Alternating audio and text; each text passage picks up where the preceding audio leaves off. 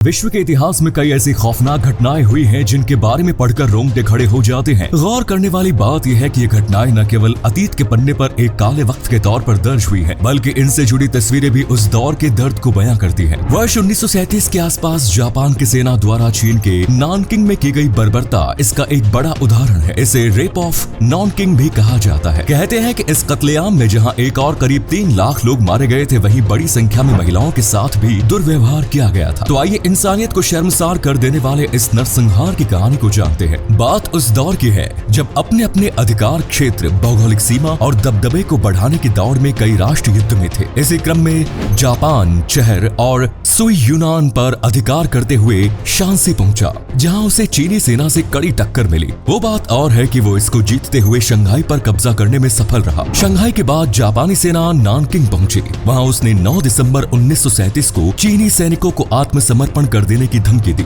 साथ ही ये भी चेतावनी दी गई कि आत्मसमर्पण न करने पर उन्हें इसके बुरे परिणाम भुगतने होंगे, किंतु चीनी सैनिकों ने घुटने टेकने से मना कर दिया। साथ ही इस मामले पर चुप्पी साध ली। ये चुप्पी जापानी सैनिकों को रास नहीं आई। उन्होंने इसका जवाब देने के लिए अपने अधिकारी जनरल मैट्सुई के आदेश पर नानकिंग शहर पर हमला बोल दिया। वैसे तो हर युद्ध के कुछ नियम होते हैं जिनका पालन सेना को करना अनिवार्य होता है, किंतु जापानी सैनिकों ने इन सब नियमों को ताक पर रखकर नानकिंग में बड़ी संख्या में बलात्कार, हत्या, लूट और आगजनी आदि वारदातों को अंजाम दिया। यहाँ तक कि उन्होंने टोक्यो आधारित एक अखबार को माध्यम बनाकर अपने जापानी अफसरों के बीच एक प्रतियोगिता का आयोजन किया। इसके तहत 100 चीनी लोगों को अपनी तलवार से मौत के घाट उतारने पर उपहार का इंतजाम किया गया था। बाद में उसमें मरने वालों की संख्या बढ़कर 150 कर दी गई। इस तरह जापानी सेना की ज्यादतियां बढ़ती चली गई। आयरिस चैंग की किताब the rape of Nanking city की माने तो जापानी सैनिकों द्वारा करीब 80,000 औरतों के साथ बलात्कार किया गया। यही नहीं, कई जापानी सैनिकों ने तो मानवता को शर्मसार करते हुए बलात्कार के बाद महिलाओं के स्तन तक काट दिए थे।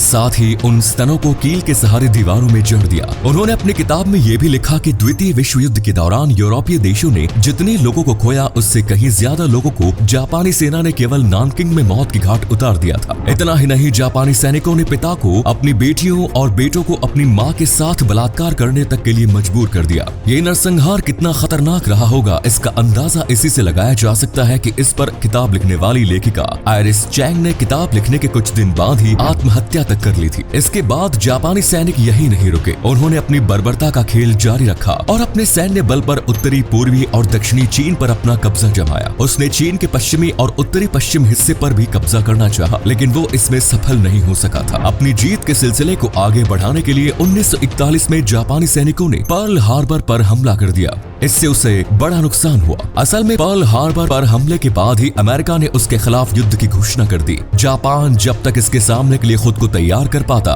तब तक सोवियत संघ ने उसके कब्जे वाले मंचूरिया पर हमला कर दिया। अमेरिका की एंट्री ने चीन के साथ चल रहे जापानी युद्ध को कमजोर करने का काम किया। असल में हार्बर पर जापान के हमले के बाद अमेरिका चीन को जापान के खिलाफ युद्ध लड़ने में मदद करने लगा था। यही कारण रहा था कि चीन और जापान के बीच का ये युद्ध पासा पलटने लगा।